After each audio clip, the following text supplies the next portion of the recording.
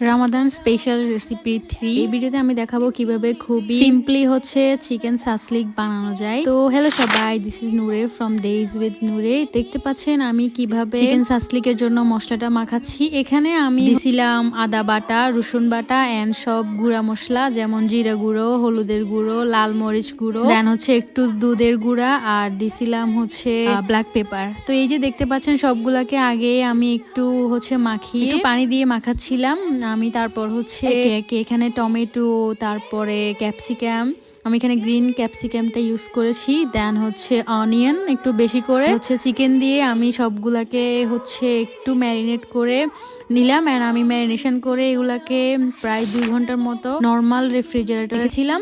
তারপর হচ্ছে আমি এগুলাকে বের করে এনে হচ্ছে আমার সাসলিকের কাঠিতে একে একে হচ্ছে একটার পর একটা আমি দিয়ে দিচ্ছিলাম। যেহেতু আমার ফ্যামিলি মেম্বার্সরা গ্রিন ক্যাপসিকাম বা ক্যাপসিকাম ওরা একটু কম লাইক করে, সেজন্য ক্যাপসিকামটা খুবই পরিমাণে কম দিয়েছি আমি, দেখতে পাচ্ছি। এরপর হচ্ছে সবগুলাকে আমি কাঠিতে রাখার পর একে একে এগুলোকে রেখে দিয়েছিলাম। অ্যান্ড আমি হচ্ছে এগুলাকে এরকম ডেকোরেটেড করে বা প্রিপেয়ার করে আমি আরো কিছুক্ষণ এগুলাকে রেস্টে রেখে দিয়েছিলাম, যেন মশলাগুলো খুব ভালোভাবে মাংসের মধ্যে হচ্ছে প্রবেশ করে।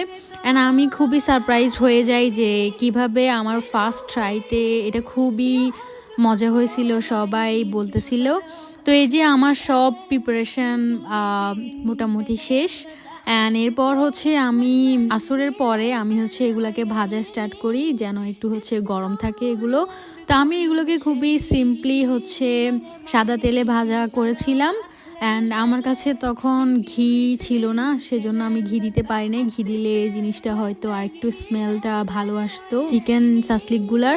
তো এই যে দেখতে পাচ্ছেন আমার এখানে চিকেন সাসলিক রেডি করা ডান। এরপর হচ্ছে আমি চুলায় প্রাইফেন বসিয়ে দিই। প্যানে আসলে ফার্স্টে আমি প্যানে দিচ্ছিলাম, কিন্তু প্যানে হচ্ছে এগুলা জায়গা হচ্ছিল না, যেহেতু কাঠিগুলো একটু হচ্ছে বড়। তো আমি এরপর হচ্ছে প্যান থেকে এগুলাকে একটা পাতিলে, বড় একটা পাতিলে হচ্ছে ট্রান্সফার করি। অ্যান্ড তারপর এগুলা খুব ভালোভাবে এপিট ওপিট করে আমি ভেজে নিচ্ছিলাম।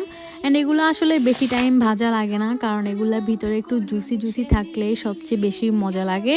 দেন এগুলো হয়ে গেল।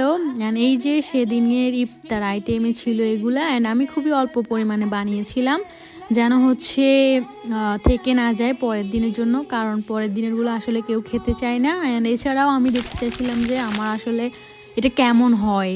এটা খুবই সুস্বাদু হয়েছে, অ্যান্ড আমি এগেইন এটা ট্রাই করব।